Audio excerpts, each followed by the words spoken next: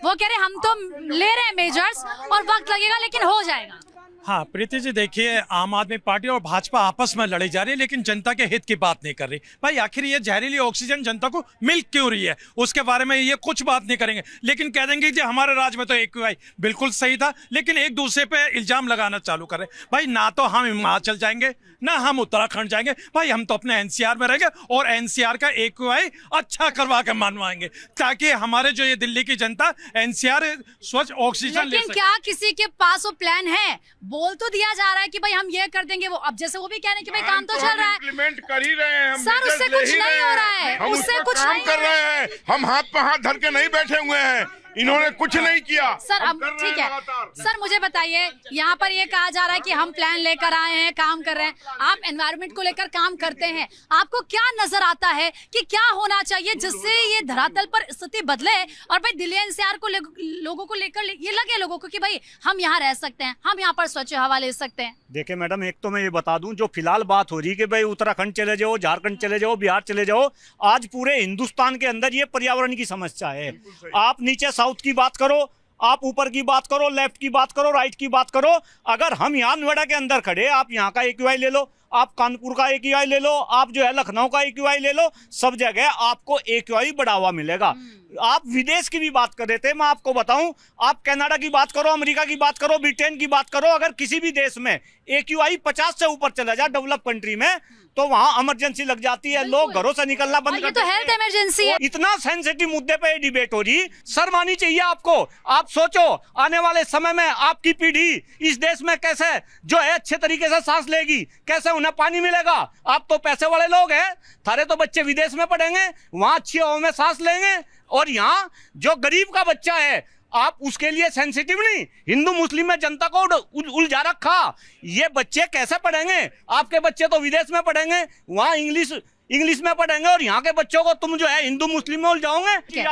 कुल मिलाकर ये देखा जाए सर, ये हेल्थ इमरजेंसी है जो इस वक्त हालात हैं, जैसे कि सर ने कहा, और WHO की अगर हम बात करें, वर्ल्ड हेल्थ ऑर्गेनाइजेशन ये बात कहता है कि 0 से 50 में अगर एयर क्वालिटी इंडेक्स है तो आप अच्छी हवा ले रहे हैं, लेकिन उससे 7 गुना 8 गुना ज्यादा दिल्ली NCR का इस वक्त एयर क्वालिटी इंडेक्स है। तो ये जो हेल्थ इमरजेंसी है इससे कैसे निपटा जाएगा? बार बार वही सवाल आ चुका। ये 7 गुना 8 गुने की बात नहीं है, ये 7 गुना 8 गुना नहीं है, ये 10 गुना है। मैं बताता हूँ क्यों, क्योंकि भारत में जो AQI नापा जाता है वो 0 to 500 नापा जाता है, जबकि वर्ल्ड में नापा जाता है 0 to 1000, है ना। तो हमारे यहाँ जो नापा जा रहा है वो अगर जो 366 है दिल्ली में, तो इसका मतलब ये है कि ये 700 750 से ज्यादा है, रियल में ये है ना। तो सवाल ये है कि अब निपटा कैसे जाए? निपटा जनता नहीं निपट सकती है इस चीज से, सरकारें निपटती हैं, सरकारों को नियम बनाने हैं, सरकारों को स्मोक टावर बनाने हैं। लेकिन देखिए हवा तो अच्छी और भी लोग ले सकते हैं और उनका अधिकार है, लेकिन अधिकार उनके हनन कर रही है सरकार। देखिए इन्होंने बोल दिया कि आम आदमी पार्टी वाले अपनी बात कर रहे हैं कि भाई हमने ये किया वो किया, इन्होंने कुछ नहीं किया। ये 10 साल इनकी सरकार रही तब भी ऐसी स्थिति। बीजेपी वाले बोल रहे हैं कि हमने ये ग्रैब 4 लागू कर दिया, ग्रैब 4 लागू कर दिया। तो ग्रैब 4 तो हर बार लागू हो रहा है, उससे कोई सॉल्यूशन नहीं हुआ है, तो नया कुछ लागू करिए। आप जो स्मोक टावर बनाने की बात करते थे वो स्मोक टावर हैं क्यों नहीं? क्यों एयर प्योरीफायर टावर नहीं बन रहे? आप बोले कि भाई हमारे पास, हमने 553 करोड़ है, कितना बजट बताया आपने? हाँ 523 करोड़ लगाइए ना, उनको बनाइए, टावर बनाइए, हो सकता है ना सॉल्यूशन। लेकिन बनाएंगे नहीं क्योंकि उसमें करप्शन हो जाएगा। मैं एक चीज बताता हूं आपको, इस आपसे पहली वाली डिबेट में एक और डिबेट हुई थी आपके चैनल पे यही, तो एक बीजेपी के प्रवक्ता बोल रहे हमने इतने करोड़ पेड़ लगा दिए। मैं आपको पेड़ लगाने की सच्चाई बताता हूँ कैसे। देखिए जो भी अधिकारी होते हैं वो इनको औद्योगिक घरानों को बोलते हैं पेड़ लगाइए, उनको कॉल जाता है और उनको बता दी जाता है 10 लाख पेड़ लगाने। 10 लाख पेड़ पता है वो कैसे लगते हैं, और अधिकारी ये भी बताता है कि कौन सी नर्सरी से पेड़ लेने, और उसमें वो जाके 10 लाख का बिल कटाते हैं और बाकी पैसा अधिकारी को चला जाता है, कुछ नर्सरी वाला खाता है और नेताओं को चला जाता है। और 2 पेड़ लगा के फोटो खिंचा के और वो अपलोड कर दिया जाता है, पता चलता है 10 लाख पेड़ लग गए। ऐसे यूपी में कई करोड़ पेड़ लग चुके हैं और उससे पॉल्यूशन दूर हो रहा है। क्या आ रही हूँ सर, आप सबके पास आ रही हूँ। यानी कि जो आज स्थिति है, हम पोल्यूशन को लेकर जो देख रहे हैं, जो दिल्ली गैस चैम्बर में तब्दील हो चुकी है, जो ये जहर हम सब ले रहे हैं, कहीं ना कहीं जो भ्रष्टाचार होता है उसको इसके पीछे की वजह हो जाए। हाँ प्रीति जी, देखिए अगर आपको याद हो कोरोना काल आया था, कोरोना काल के अंदर एक गाइडलाइन आई थी सरकार की, सभी जनता ने उसको गाइडलाइन का पालन करा था।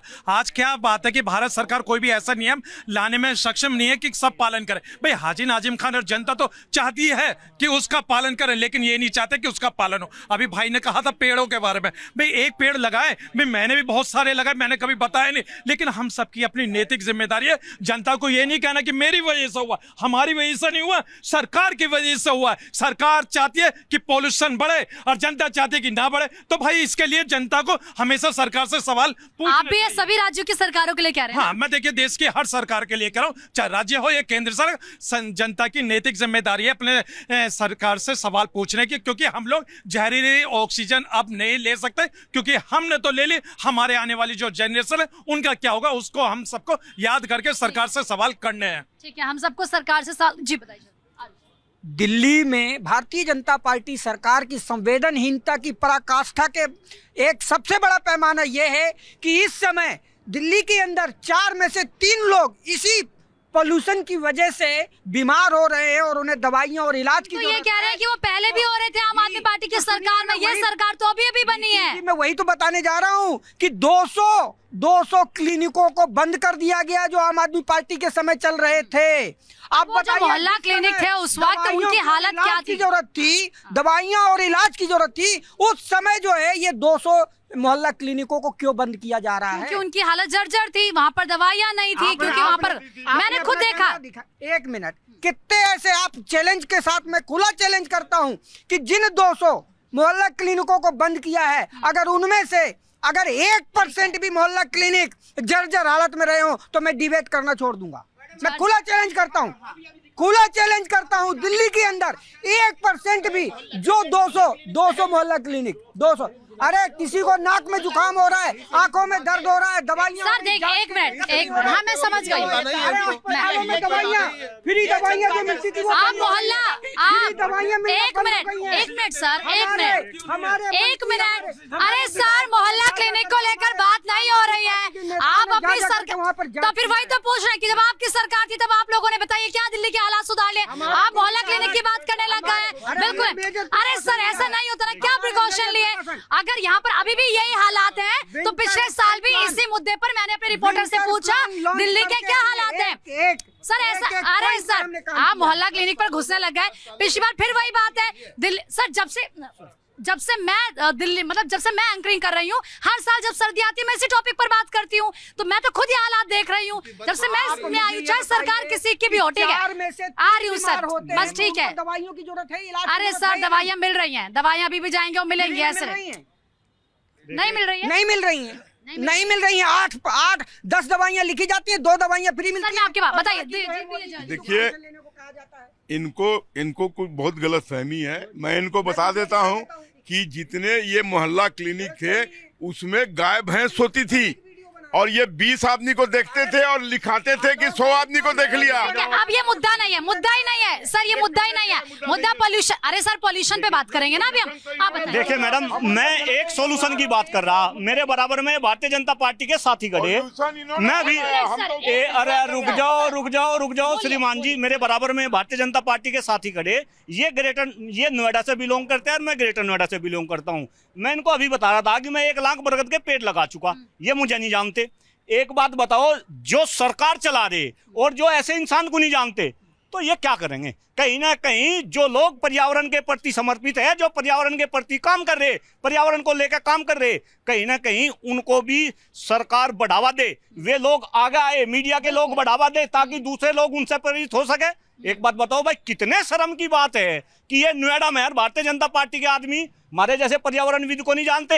यही कारण है कि आज ये मैं फोटो दूंगा आपको, तो नहीं सर, उनके कहने का ये मतलब है, नहीं भी हो गया। अरे सर एक मिनट सर, नहीं कहने का, यहाँ पर इस मुद्दे पर राजनीति नहीं होनी चाहिए।